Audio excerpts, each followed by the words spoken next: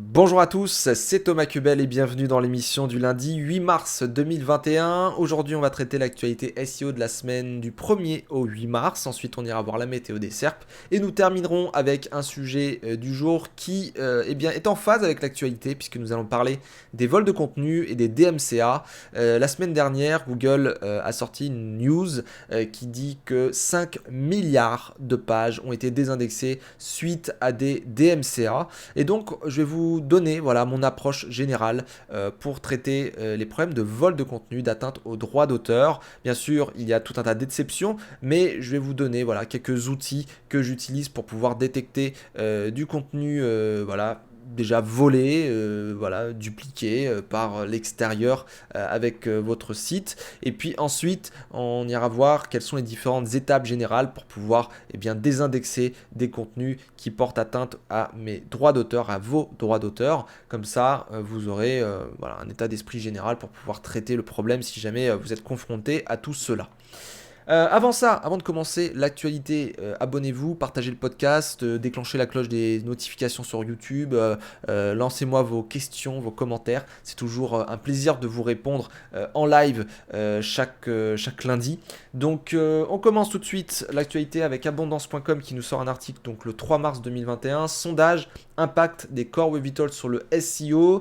Olivier Andrieux nous a fait un sondage sur Twitter. Alors, c'est pas une grande étude sérieuse, etc. Mais en tout cas, 301 personnes ont répondu à la question Google va lancer le projet Core Web Vitals en mai. Selon vous, quel en sera l'impact global dans les SERP? Il y avait 4 réponses possibles. Vous avez été 10% à dire que l'impact sera très fort concernant les Core Web Vitals dans les SERP. 29,2% pensent que l'impact sera moyen. 43,2% répondent que ce sera négligeable. Et enfin, près de 20%, 17,6%, ne savent pas ce que sont les Core Web Vitals. Donc déjà, pour les 2 personnes sur 10 qui ne savent pas ce que sont les Core Web Vitals, je vous invite à taper sur Google Core Web Vitals et aller sur le site officiel de Google Web Vitals, tout simplement.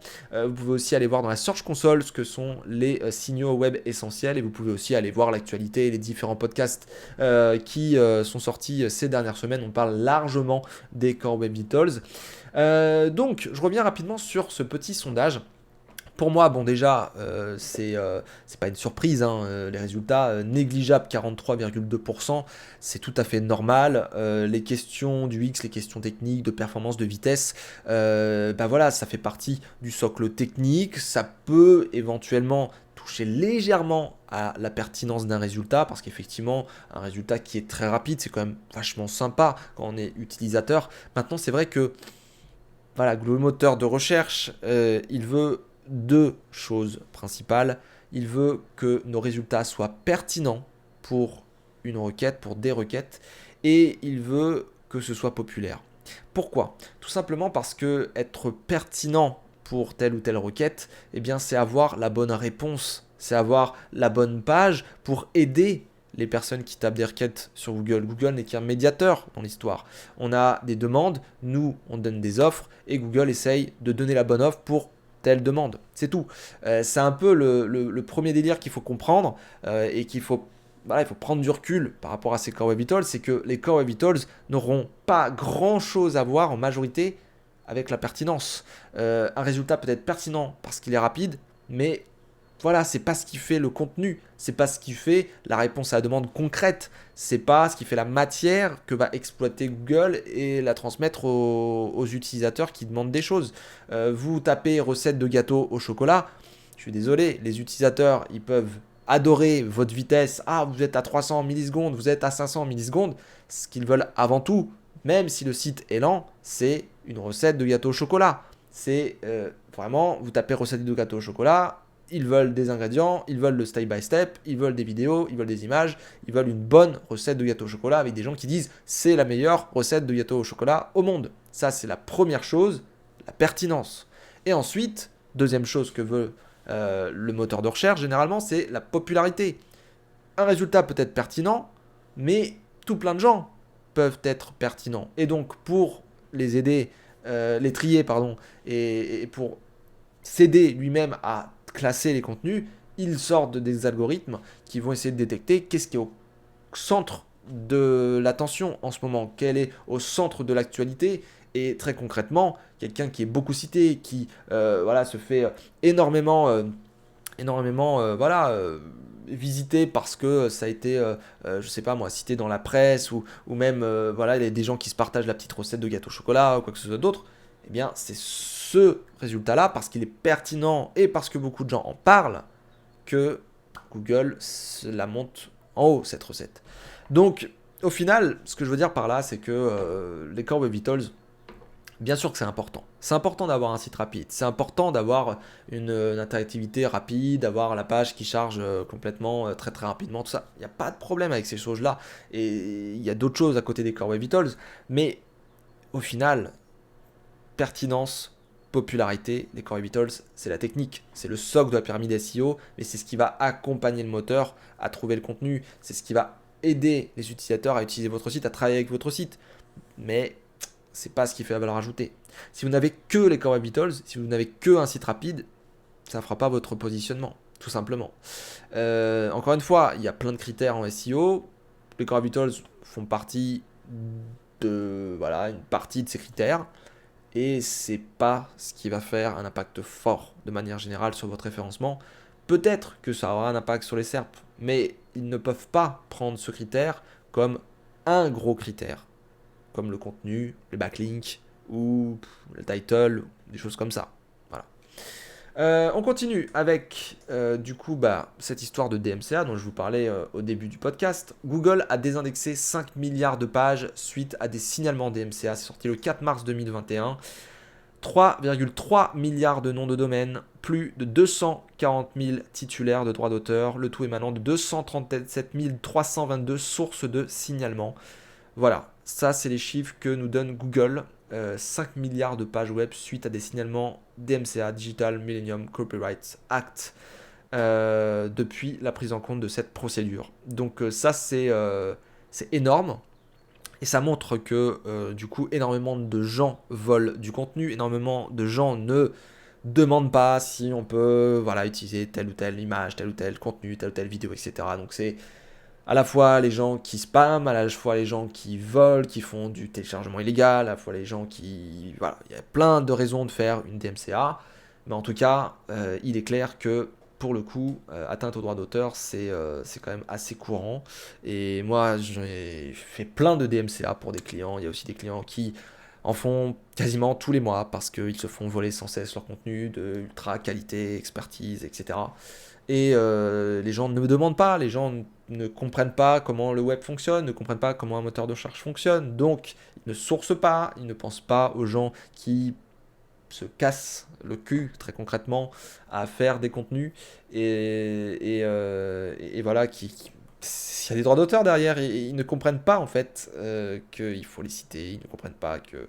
Bref, je vais pas faire un long monologue, on en parlera suffisamment en fin d'émission, mais pour le coup, c'est un vrai problème ça, et je trouve ça dommage en fait que Google ait à désindexer 5 milliards de pages, et encore, ça c'est que ce qui a été signalé. Imaginez tous les documents qui...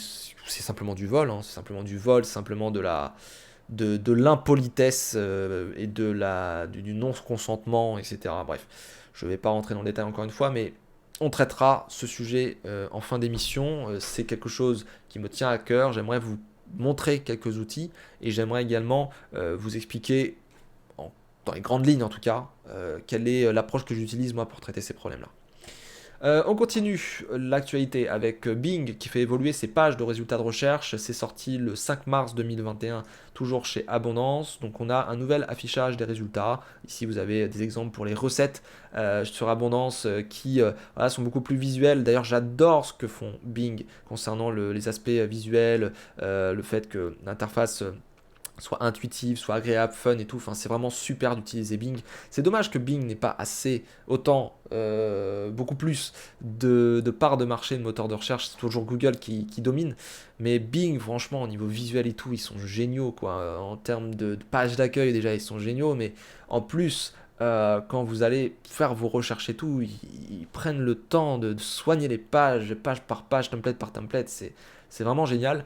Donc, nouvel affichage des résultats, ça c'est déjà plutôt pas mal. Ensuite, vous avez un nouveau carrousel d'informations qui apparaît lors de certaines requêtes, donc ça c'est plutôt cool aussi. Vous avez un knowledge graph qui n'est plus un knowledge graph super éditorial, super Google, Wikipédia là. Vous avez vraiment un knowledge graph. Regardez ce knowledge graph pour ceux qui sont sur YouTube, vraiment. Avec cette girafe à droite là, pour girafe, on a une girafe qui est détourée, qui avec l'Afrique, avec les endroits où on peut retrouver des girafes, on a quelque chose de vraiment visuel, quelque chose de travaillé.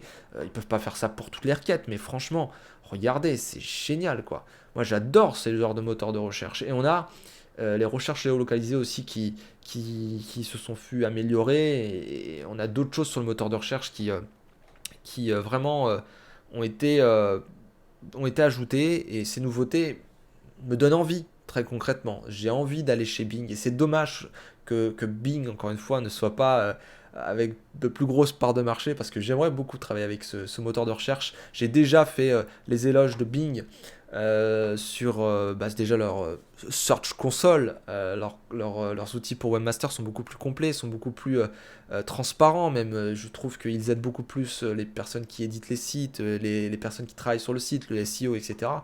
On a des super outils chez Bing concernant les éditeurs de sites, tout ça.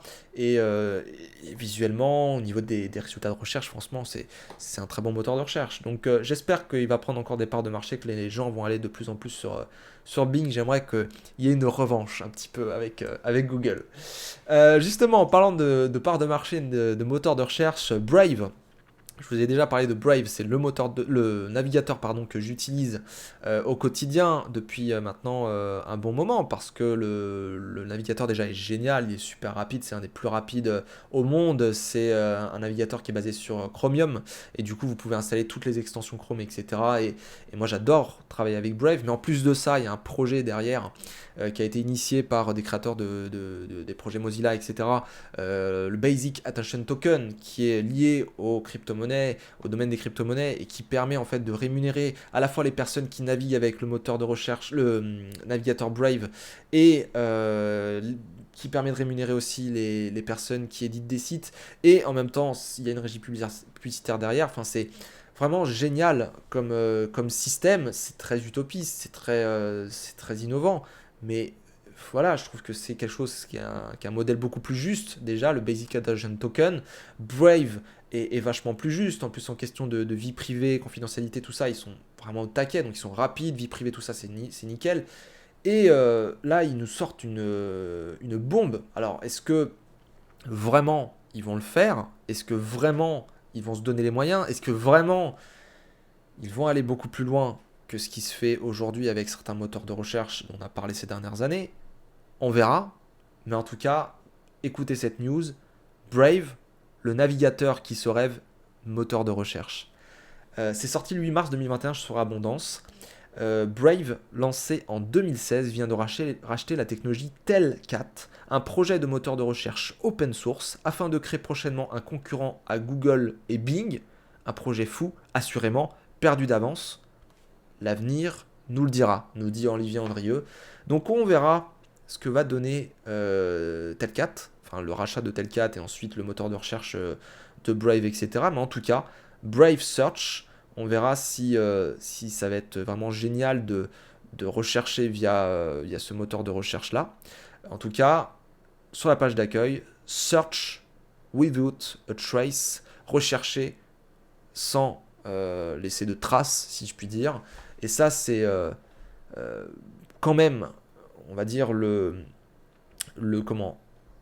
slogan un peu de Quant, si je puis dire. Quant disait, voilà, le moteur de recherche qui respecte votre vie privée. Là, on est sur Brave Search, un petit peu le moteur de recherche qui respecte votre vie privée. On va voir si Brave va aller plus loin et si Brave ne va pas s'effondrer comme Quant, puisque Quant, vous le savez, est un petit peu dans la tourmente depuis quelques années.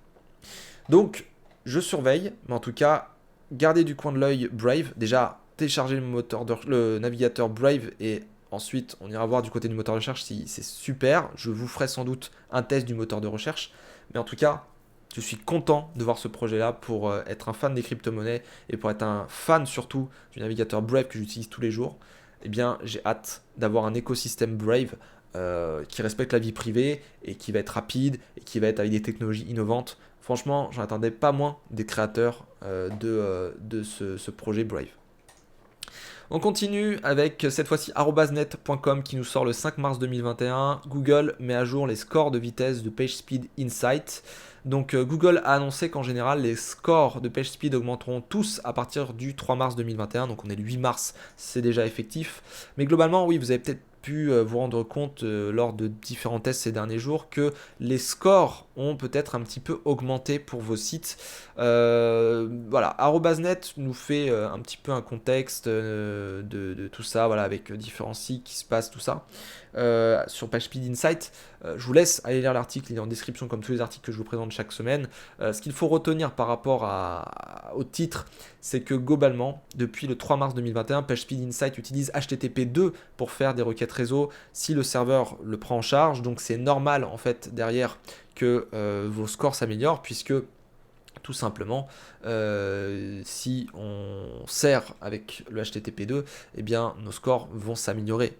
Par conséquence, donc c'est normal que ça monte quelques points et voilà, c'est tout à fait normal. C'est pas l'optimisation de votre page qui est en cause, c'est juste que PageSpeed Insight de leur côté, eh bien ils prennent en charge le HTTP2 et du coup, voilà, ça peut améliorer vos scores de facto. Voilà, c'était juste la petite news concernant les scores de vitesse, pour pas être trop surpris, hein. Continuez d'optimiser vos sites pour les Core Web Vitals, pour le coup. Autre actualité d'arobase.net, le maillage de liens donne à Google un sentiment d'importance au niveau de la page, c'est sorti le 2 mars 2021. Donc il y a par exemple dans les sitemap.xml, vous savez, le priority, la priorité qui peut être configurée, et souvent les gens ont tendance à dire que parce que vous allez mettre une priorité forte sur certaines pages, Google va accorder une priorité forte au niveau crawl indexation des pages. En fait, non, c'est pas du tout lié au sitemap XML, c'est plutôt lié à votre maillage interne. En fonction des pages, comment elles sont citées, comment votre maillage interne est conçu, et bien en fait, Google va aller regarder des pages, les pages plus ou moins rapidement, indexer les pages plus ou moins rapidement, et va donner la priorité du coup à certaines pages. La page d'accueil, par exemple, peut être prioritaire. Et ensuite, si la page d'accueil cite une page en particulier et puis tout plein de pages de votre site citent cette page A en particulier, eh bien il y a de bonnes chances que cette page A se fasse crawler et indexer rapidement. Elle soit prioritairement en fait crawlée et indexée. Maintenant, voilà, ça dépend des maillages, ça dépend de votre site, ça dépend de beaucoup de choses. Mais en tout cas, il est clair que le maillage de liens internes de votre site, eh bien, c'est ce qui fait, disons, que Google va le crawler d'une certaine manière ou pas. Voilà, tout simplement. On termine l'actualité SEO de la semaine dernière avec une news, alors qui sort, on va dire, un petit peu de l'actualité SEO, mais qui touche quand même au domaine SEO. SEMrush, et d'ailleurs arobase.net s'est trompé sur l'orthographe, il n'y a plus les majuscules sur le E et le M. SEMrush s'apprête à entrer en bourse. Ouais. Alors, on pourrait, disons, s'en foutre de cette news, entre guillemets, parce que, voilà, on pourrait simplement se dire, ah, ça nous fait une belle jambe. Je ne dirais pas ça, mais voilà, 3 mars 2021, SEMrush s'apprête à entrer en bourse. Juste, prenez du recul. Là, je vous demande juste de prendre du recul par rapport à cette news. SEMrush, le fournisseur d'outils SEO, et pas que, c'est une boîte à outils marketing digital, hein, il y a du SEA, il y a du content marketing, il y a du social media, tout ça, a annoncé qu'il entrera en bourse et que le titre sera coté à la bourse de New York sous le ticker SEMR. Mais est-ce que vous vous rendez compte de la news que c'est? On pourrait s'en foutre encore une fois. Ça me fait une belle jambe, etc., etc. Mais non, juste, vous vous rendez compte la pub que ça peut faire au niveau du SEO? Vous vous rendez compte de la pub que ça peut faire pour le marketing digital? Vous vous rendez compte que SEMrush s'apprête à rentrer en bourse? Vous vous rendez compte que cette énorme boîte qu'on utilise tous les jours, voilà, c'est un outil très très utilisé dans notre domaine, ce truc-là, cet énorme outil qu'on utilise tous, va rentrer en bourse. Juste. C'est pas juste pour faire de l'actualité économique ou autre. C'est juste pour vous dire que on commence à être pris au sérieux, déjà, et on risque d'être encore plus pris au sérieux. Parce que pour le coup, là, SEMrush rentre en bourse. Donc déjà, félicitations à SEMrush. Félicitations aux personnes qui ont poussé vers le haut SEMrush, parce que c'est vrai que ces dernières années, moi je le vois, hein, je suis ambassadeur SEMrush, donc pour le coup, je peux vous dire que ça a été une grande route avec énormément de roadmap, énormément d'ajouts de fonctionnalités, de correctifs de bugs, d'écoute client, de content marketing, de négociations avec certaines personnes, etc. Bref, SEMrush s'apprête à rentrer en bourse et franchement, je suis content pour eux. Je suis content de voir cette boîte monter petit à petit et aujourd'hui rentrer en bourse. J'espère que ça va leur apporter beaucoup. Et j'espère que ça va aider un peu le monde du marketing digital, le monde du SEO, et que les gens vont commencer à plus voir le SEO comme un métier de l'ombre, et que ça va être vraiment un métier voilà, très très important dans l'écosystème marketing et entrepreneurial, parce que c'est vrai que, mine de rien, on est là pour aider des entreprises. Et voilà donc pour la fin de l'actualité. On passe rapidement sur la météo des SERP. Le 7 mars, donc c'est-à-dire ce week-end, il y a eu une petite pointe encore sur SEMrush Sensor, à peu près comme les autres pointes de ces dernières semaines. Donc je pense qu'il va falloir recalibrer peut-être un petit peu le SEMrush Sensor parce que je ne vois pas, personnellement, chez mes clients, le moindre truc. Donc soit mes clients ne sont pas dans les changements, soit je passe à côté de quelque chose. Mais j'ai regardé sur Twitter, j'ai regardé à droite à gauche. Pour moi, il n'y a rien de gros comme une maison qui bouge. Donc c'est un petit peu étrange.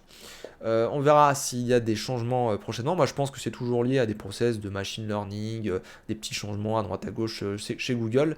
Je pense que SEMrush Sensor, voilà, il met du orange, mais finalement on est dans le vert. C'est un peu ça le délire. Je pense qu'on est sur un rythme de croisière là actuellement depuis quelques semaines et il n'y a rien de pic. Il n'y a pas de pic énorme à être dans le rouge ou l'orange, quoi, très concrètement. Voilà, il n'y a pas de grosses fluctuations, c'est ça que je veux dire. Bref, voilà. Bon, on doit terminer avec le sujet du jour. Le sujet du jour aujourd'hui, c'est lié à cette news dont je vous ai parlé tout à l'heure. Google a désindexé 5 milliards de résultats qui volaient des contenus, etc. Et je voudrais vous parler aujourd'hui du coup de qu'est-ce qu'on doit faire quand on a quelqu'un qui nous vole du contenu ou qui fait atteinte à nos droits d'auteur. Alors déjà, moi, la première chose que j'ai à vous dire, c'est vous devez surveiller à tout prix qui vous vole du contenu, qui vous copie votre contenu, qui fait du duplicate content externe. Et du coup, le seul outil pour moi qui est fiable et qui est mis à jour de temps en temps et qui permet rapidement de prendre connaissance de qui nous a volé du contenu, etc. et qui se fout de nous, si je puis dire, c'est KillDuplicate.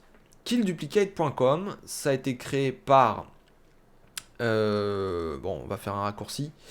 SEO Hackers, voilà, donc Paul Sanchez, Mathieu Guermant, etc. etc.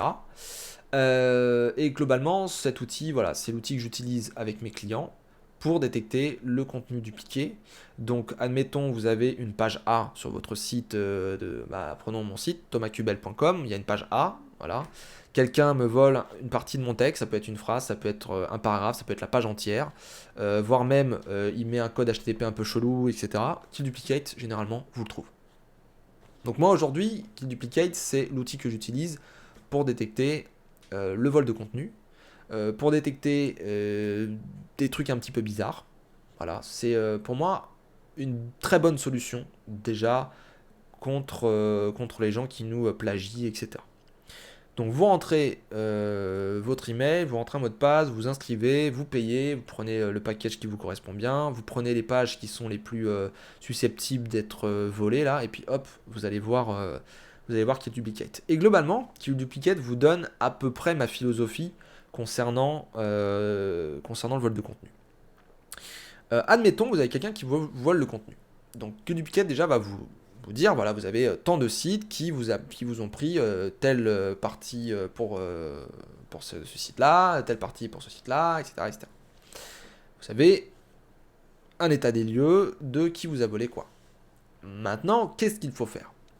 En fait, il faut aller toujours plus haut et il faut y aller par salve. La première chose que je vous recommande de faire pour éviter d'avoir des problèmes, disons d'ordre j'ai pris un raccourci, j'ai brûlé des étapes, moi je vous recommande déjà de contacter le webmaster du site. C'est-à-dire que vous avez voilà, consulté Kill Duplicate et il vous dit ah, vous avez des gens qui vous ont volé. Il y a monsieur Intel qui vous a volé votre contenu, il n'a pas sourcé, etc., etc. Vous contactez monsieur Intel. Vous allez sur le site où il y a le vol de contenu et vous dites bonjour, je suis le créateur de tel ou tel domaine et notamment de tel contenu. J'ai vu que vous aviez repris mon contenu sur la page et là vous citez la page et derrière vous lui donnez globalement 24-48 heures pour sourcer le contenu ou supprimer le contenu. Sourcer c'est pas mal parce que ça vous fait un backlink. Supprimer le contenu, c'est mieux quand, par exemple, c'est des sites vraiment dégueulasses, etc., etc., et que vous voulez pas forcément de backlink de ces sites-là. Donc ça, c'est la première étape, c'est de contacter déjà le propriétaire du site. Je vais remettre en face à face pour que vous me voyez bien. Donc la première étape, c'est vraiment contacter l'éditeur qui vous a volé le contenu et lui poser la question. Vous pouvez lui envoyer une salve de 3, donc 3 avertissements, et après, vous passez au-dessus, à l'hébergeur.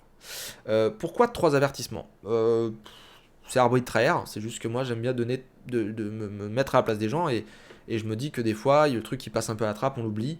Et c'est vrai que moi, je sais pas, dans ma tête, on donne toujours 3 avertissements. Vous allez à l'armée, par exemple, à la gendarmerie ou autre, il y a toujours 3 avertissements avant de passer à l'acte. Donc, de porter plainte ou quoi que ce soit d'autre. Donc, moi, c'est toujours 3 avertissements. Dans ma tête, c'est toujours 3 avertissements. Donc, j'envoie un premier mail.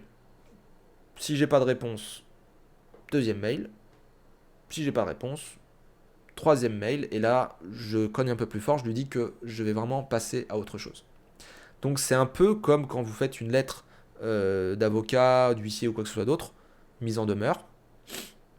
Vous faites une lettre de relance. Et ensuite, vous passez à autre chose. C'est un peu le délire. Donc, éditeur de site, déjà, il y a ce truc-là. Et il faut vraiment pas plaisanter. Hein. Très concrètement, il faut avoir un ton professionnel, sérieux. Bien penser que ce truc-là peut être pris plus tard pour des tribunaux, pour passer devant des tribunaux et tout. Donc, vous êtes concis, vous êtes clair, vous faites attention aux mots que vous utilisez. Encore une fois, je ne suis pas avocat, mais allez consulter un avocat pour avoir des confirmations. Moi, j'essaie d'être le plus carré possible. Donc, éditeur de site déjà dans le premier temps. Parfois, vous n'avez pas la page contact, vous n'avez pas de mention légale, vous n'avez pas dans le WHOIS qui contacter, etc. Si vous n'avez pas ces informations-là, vous pouvez éventuellement passer directement à l'hébergeur. Généralement, l'hébergeur fait quelque chose. L'hébergeur, lui, il ne veut pas de personnes qui utilisent les services pour faire des conneries, très concrètement. Donc, première étape, des mails vers l'éditeur de site. 3 avertissements. Si ça ne marche pas, on va au-dessus. Hébergeur. Hébergeur, infogérant, bonjour, voilà, le site que vous hébergez, etc. Porte atteinte à mes droits d'auteur. Pareil, 2 à 3 avertissements, et s'il ne répond pas, s'il ne fait rien, vous allez au-dessus. Et vous appliquez toujours la même chose. Donc, éditeur de site, hébergeur, et ensuite, si vraiment vous n'arrivez pas, vous pouvez aller alors encore au-dessus si vous avez la possibilité. Parfois, vous savez, vous avez des institutions qui peuvent diriger tel ou tel serveur, etc. Vous pouvez faire ça, vous pouvez aller toujours au-dessus. Si vous êtes dans une impasse, vous pouvez ensuite aller faire une DMCA. Et la DMCA, c'est quoi? Vous tapez DMCA Google globalement, vous allez avoir un certain nombre de choses à cocher. Et ensuite, vous allez tomber sur le formulaire DMCA en lui-même avec différentes choses à spécifier. Votre nom, que vous êtes le propriétaire de ces œuvres, etc. Vous allez déclarer votre œuvre. Ensuite, l'œuvre, vous allez la décrire. Vous allez préciser le site qui vous a volé une partie de votre œuvre, etc. Et puis, vous allez signer, etc. Bonne foi, machin, tout ça. Et ensuite, ça va être passé sur les équipes DMCA Google. ils vont étudier votre demande et si elle est validée, ils vont désindexer la page, du site qui vous a volé le contenu. Il faut bien savoir que quand vous faites cette demande-là, il y a une notification dans la Search Console, si elle a été configurée, pas de la personne en face. Donc c'est pour ça que je vous dis de bien passer par l'éditeur de site, l'hébergeur, et ensuite la DMCA. Pourquoi? Parce que si vous allez directement vers la DMCA, eh bien, généralement, la personne, elle va recevoir quelque chose dans la Search Console, et si vous ne l'avez pas contacté avant, elle va peut-être mal le prendre, et très concrètement, ça peut ralentir les choses parce qu'elle va faire appel. Donc, vaut mieux y aller, progressivement, plutôt que de brûler des étapes, parce que sinon, la personne, vous allez être en mal avec elle, et vous allez vous prendre des emails de personnes qui vont vous dire oui, j'ai reçu ce message-là, je suis désolé, je n'ai pas volé votre contenu, vous n'étiez pas obligé de désindexer ma page, etc., etc. Faites étape par étape. Comme ça, les faits sont les faits. Je vous ai contacté 3 fois. Vous n'avez pas répondu, vous n'avez rien fait. J'ai contacté votre hébergeur via le truc de DMCA ou le contact de votre hébergeur. Hop, vous n'avez rien fait, ils n'ont rien fait non plus. Donc là, je suis allé au-dessus, et en fait, c'est moi. C'est mes contenus. Vous m'avez volé mes contenus, là, je passe sur quelque chose de plus légal. Et s'il faut aller plus loin, si vous voulez faire appel, etc., là, vous serez en mesure de lui dire, voilà, il y a ça, il y a eu ça, il y a eu ça, j'ai fait la DMCA, vous faites appel, très bien, avocat. Et là, par contre, ça va plus plaisanter. Et donc à ce moment-là, vous allez voir un avocat spécialisé en propriété intellectuelle, en droit d'auteur, etc., informatique, liberté, machin bidule.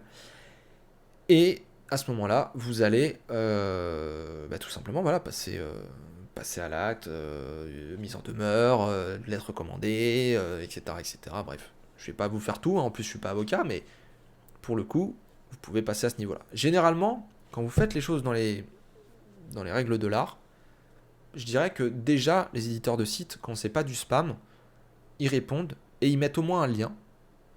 Et sinon, ils suppriment la partie du contenu qu'ils vont vous voler. Franchement, la plupart du temps, ça se marche très très bien. Mais il faut pas que vous passiez pour un rigolo. C'est ça le truc. C'est qu'il faut vraiment montrer que là, vous avez les mecs qui ont volé quelque chose d'une marque, quoi. Et ça se fait pas, très concrètement. Donc il y a ça à faire passer comme message.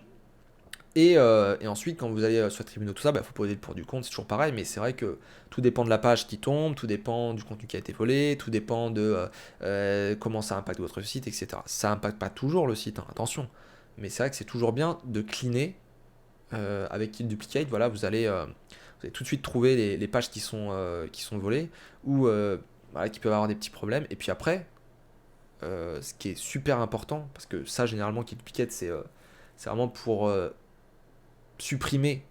Déjà, on va vers Kill Duplicate parce qu'on a des problèmes, généralement.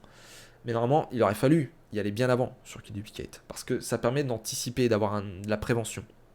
Il faut savoir que vous pouvez, sur votre serveur, mettre en place des choses pour que les gens ne volent pas vos contenus. Vous prenez des solutions comme Cloudflare. Alors, c'est pas la meilleure des solutions, hein, très concrètement, mais Cloudflare, StackPath, tout ce qui va être WAF, Pare-Feu, etc., applicatif.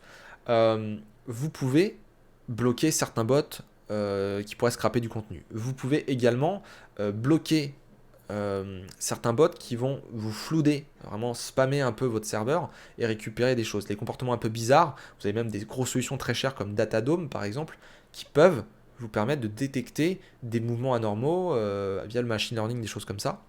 Et dire hop, celui-là on le bloque. Et ça aide quand même pas mal au niveau vol de contenu. Ça va limiter, on va dire, les vols de contenu. Donc vous avez quand même l'aspect prévention qui est de mettre en place des technologies sur votre serveur, sur votre site pour éviter de voler le contenu. Vous avez aussi des technologies qui sont, on va dire, peut-être presque un peu enfantines, on pourrait dire, mais en fait non, ça marche. Il y a beaucoup de gens qui disent non, ça marche pas, etc. Mais si, je peux vous assurer que ça marche. Prenez par exemple ces petits plugins qui, quand on copie, colle donc un contenu, quand on le colle, ça va rajouter un lien vers le site. C'est bête, mais ça permet de sourcer, ça permet de rappeler à la personne qui va coller le contenu que elle vient de récupérer un contenu d'un site et qu'il faut citer ses sources. Donc ça, c'est quand même bien. Ensuite, vous avez des choses comme quand on colle, quand on copie-colle, eh bien vous avez une petite pop-up qui dit attention, là, n'oubliez pas de nous citer, partager, entre guillemets, c'est bien, mais copier-coller et ne pas nous citer, c'est moins bien, c'est nul. Donc il faut quand même faire attention à tout ça. Aussi, il y a des petites choses que vous pouvez faire avec du JavaScript, des choses comme ça. Quand quelqu'un clique droit, vous pouvez ne pas autoriser le clic droit, mais bon, ça c'est un petit peu chiant.